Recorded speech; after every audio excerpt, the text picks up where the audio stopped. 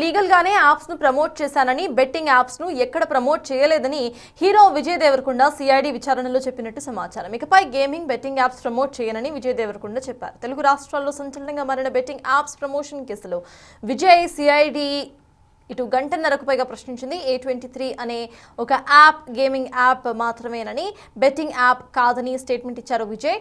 అయితే ఈ కేసులో విజయ్తో పాటు ప్రకాష్ రాజ్ కూడా విచారణకు రావాల్సిందిగా విచారణకు హాజరు కాలేదు ప్రకాష్ రాజ్.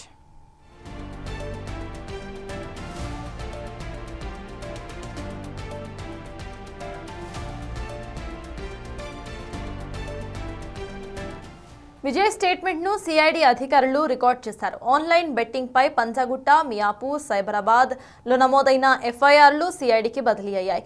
ఈ క్రమంలో బెట్టింగ్ అండ్ గేమింగ్ యాప్స్ ను ప్రమోట్ చేసినందుకు నటుడు విజయ్ దేవరకొండకు సిఐడి నోటీసులు జారీ చేసింది. ఇందులో భాగంగానే సిఐడి విచారణకు హాజరయ్యారు విజయ్. ఇదే కేసులో సంబంధించి ఆగస్టు 6న విజయ్ దేవరకొండను ఈడీ విచారించింది. A23 అనే గేమింగ్ యాప్ ను ప్రమోట్ చేయడంతో విజయ్ ను ఈడీ, సిఐడి విచారణ చేశాయి. విచారణలో భాగంగా A23 గేమింగ్ యాప్ కంపెనీతో చేసుకున్న అగ్రిమెంట్ డీటెయిల్స్ ను సిఐడికి అందజేశారు విజయ్.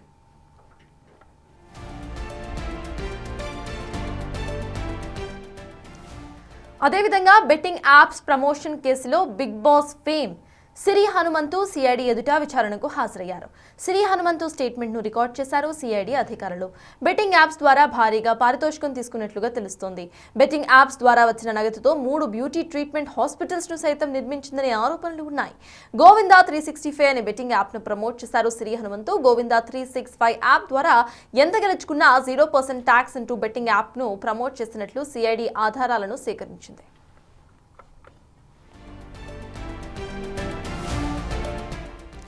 ఇక బెట్టింగ్ యాప్స్ విచారణకు సంబంధించిన పూర్తి అప్డేట్స్ మా ప్రతినిధి సుజాత అందిస్తారు. సుజాత, చెప్పండి. ఇటు విజయ్ విచారణలో తాను ఎటువంటి బెట్టింగ్ యాప్ ను ప్రమోట్ చేయలేదు అంటూ పేర్కొన్నట్టుగా తెలుస్తోంది. అండ్ శ్రీ హనుమంతు పెట్టిన బ్యూటీ పార్లర్స్ కూడా ఇటు బెట్టింగ్ యాప్ ప్రమోషన్ లో వచ్చిన డబ్బులు అన్నట్టుగానే అర్థమవుతోంది. అసలు అప్డేట్స్ ఏంటి? అండ్ ప్రకాష్ రాజ్ విచారణకు ఎప్పుడు హాజరవుతారు?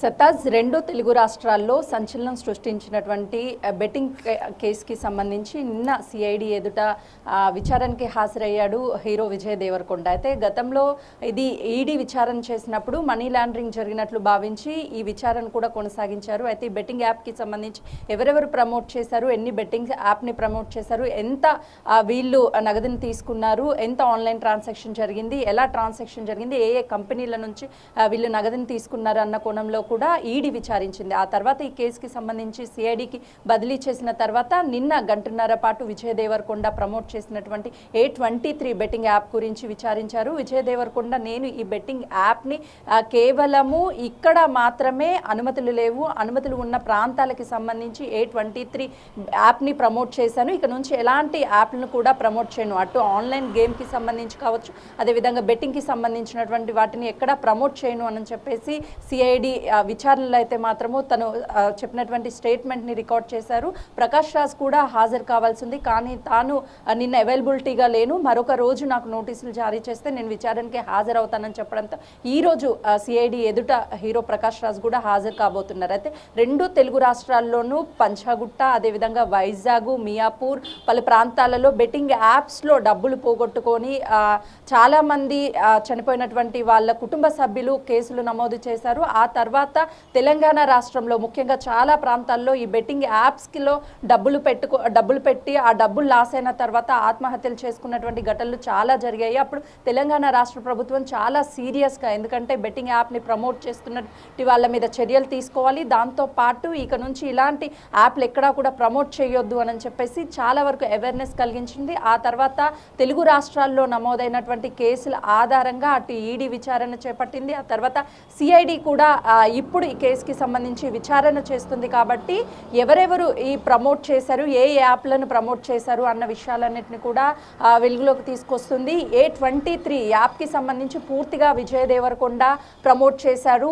ప్రమోట్ చేసినందుకు తాను తీసుకున్నటువంటి నగదు ఎంత అన్నది కూడా నిన్న స్టేట్మెంట్ రికార్డ్ చేశారు. అయితే తను పూర్తిగా ఈ యాప్ అనేది మన రాష్ట్రంలోకి సంబంధించినట్టు ఎక్కడా కూడా నేను ప్రమోట్ చేయలేదు, ఎక్కడైతే లీగల్గా ఉన్నాయో ఆ ప్రాంతాల్లో మాత్రమే ప్రమోట్ చేశాను చేశాను, ఎక్కడ అనధికారికంగా నేను చేయలేదు అని చెప్పేసి స్టేట్మెంట్ని అటు సిఐడి అధికారులు కూడా స్టేట్మెంట్ని రికార్డ్ చేశారు. ఈరోజు ప్రకాష్ రాజ్ కూడా వస్తారు. వచ్చిన తర్వాత తాను ప్రమోట్ చేసినటువంటి యాప్ గురించి మొదటి నుంచి మన రాష్ట్రంలో అంటే 2 తెలుగు రాష్ట్రాల్లో కూడా బెట్టింగ్ యాప్స్ కావచ్చు, అదేవిధంగా ఆన్లైన్ గేమ్స్కి సంబంధించినటువంటి ఎక్కడా కూడా ప్రమోట్ చేయడానికి లేదు, అది ఇల్లీగల్ అని చెప్పి తెలిసినప్పటికీ ఎందుకు పదే పదే ఈ యాప్లను ప్రమోట్ చేస్తున్నారు, ఎంత పారితోషికం తీసుకున్నారు అన్న వివరాలను కూడా విచారిస్తున్నారు. ఎందుకనంటే 2 తెలుగు రాష్ట్రాలకి సంబంధించి ఎవరైనా సరే ఇన్ఫ్లుయెన్సర్లు ఇలాంటివి ఏవైనా విషయాలు చెప్పినప్పుడు వాటి గురించి కామన్ పబ్లిక్ నిజమే అని నమ్మడంతో పాటు ఎక్కువగా ఇన్ఫ్లుయెన్స్ అవుతూ ఉంటారు.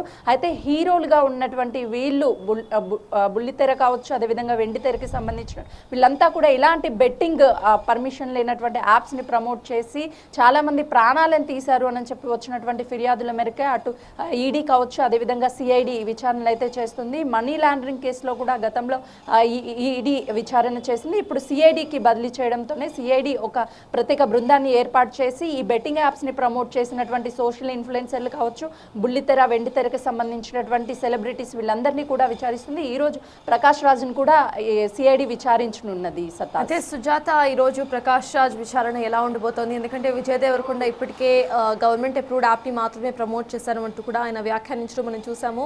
లాస్ట్ టైం కూడా ఆయన ప్రెస్ మీట్ పెట్టినప్పుడు సేమ్ అటువంటి కమెంట్స్ ఆయన చేశారు. మరి ప్రకాష్ రాజ్ అసలు ఎటువంటి యాప్స్ను ఆయన ప్రమోట్ చేశారు అండ్ ఆయనను ఎలా విచారణ చేయబోతున్నారు?